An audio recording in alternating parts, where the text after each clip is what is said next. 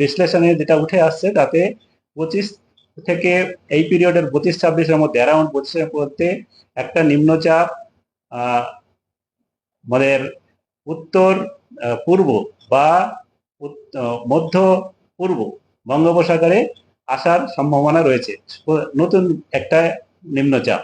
এবং এর প্রভাবে যেটা আপনারা হয়তো আমাদের গতকালকের যেটা অভিন নিম্নচাপে পরিণত হতে পারে পরের দিকে, যেটা হচ্ছে 26-27-এর পরের দিকে। এটাই যে 26 থেকে 29 এই পিরিয়ডের মধ্যে এর প্রভাবটা থাকবে।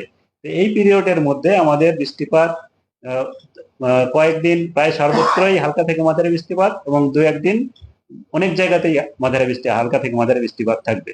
এবং তার সঙ্গে সঙ্গে উপকূল অঞ্চলের জেলাগুলিতে ভারী বৃষ্টিপাত হওয়ার সম্ভাবনাও থাকছে এই পিরিয়ডের মধ্যে দু একদিন।